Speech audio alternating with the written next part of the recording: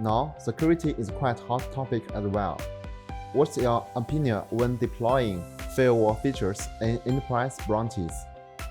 Let me first address the question about firewalls, and then I'll bring in the SASE topic. Regarding firewalls, the short answer is no. Deploying security just at the branch office isn't enough. There's an adage that all security practitioners follow. Any security deployment needs to incorporate defense in depth. It's about having multiple layers of protection that strengthen the overall enterprise security posture in unison. What this means for enterprise branches is that there will be multiple points in the IT architecture where security will very likely need to be deployed. A natural starting point is the branch office itself, with technologies like next-gen firewalls. It doesn't have to be the same caliber as a data center firewall, but enough to provide necessary baseline protection at the branch. What's the necessary baseline protection, you ask? It's an answer dependent on the data and application in play. For example, what is relevant for retail enterprise is not the same as a financial one. But what is common is that sensitive applications and data need protection, which should guide the level of security capability.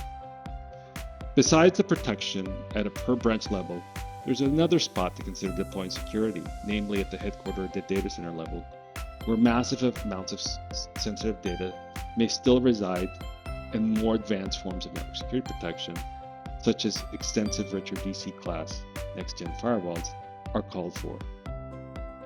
Now let me turn to SASE and describe how it's become the third spot to consider deploying security. The explosion of remote work due to the pandemic exposed enormous security implications and the inadequacy of classic remote access solutions. Historically, remote worker traffic was aggregated via VPNs at corporate headquarters.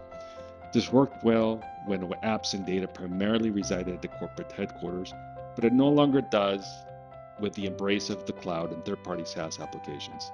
As a result, undesirable latency, jitter, and throughput problems now exist, beyond the security implications. With SASE, the aim is to make the internet appear secure by having users connect to a security cloud that sits on the internet and can apply necessary security policy. So to summarize, enterprises need to consider how deploying security at multiple points will let them achieve their security goals. As SD-WAN keeps evolving, some once hyped technologies and concepts, such as UCP architecture, are no longer talked about much anymore.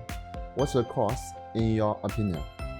Back around 2018, 2019, universal CPEs and VNFs seemed to be very good technology. This technology could decouple software and hardware, so many MSPs were bullish about it. However, VNF onboarding had some problems adapting to different types of hardware. Worse yet, after VNF onboarding, performance optimization required joint efforts of software and hardware vendors.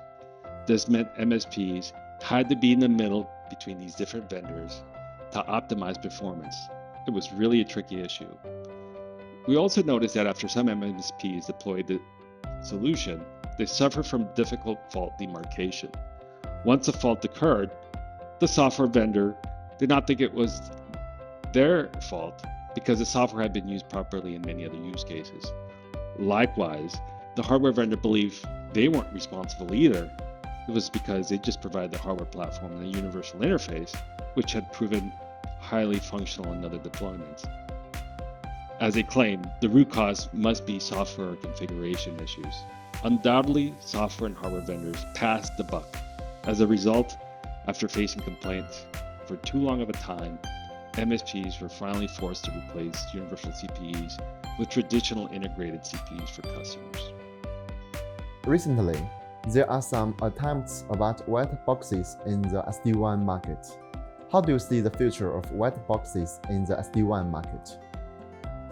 Well, there is some hype. I wouldn't say it's yet hit anywhere the levels of what we saw with universal CPEs. Moreover, I think it'll suffer the same fate as universal CPEs and never become mainstream, but for slightly different reasons. The universal CPE concept didn't take hold because of difficulty in performance optimization, particularly when multiple software vendors landing on the same universal CPE.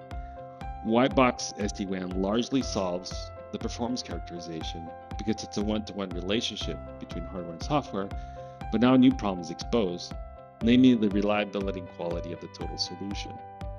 Unlike in a server world, where the number of hardware permutations like CPU, memory, and I/O technologies are largely bounded by the platform recipes that Intel and AMD provide, the CPU landscape still exhibits a large amount of diversity.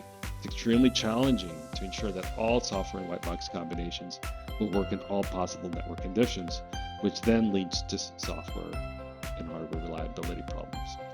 Whatever flexibility or cost advantages an enterprise may get upfront from a white box SD-WAN solution will likely be offset by the cost of outages and administrative burden down the road. Thank you very much, Mauricio. It was a very pleasant discussion. Bye bye.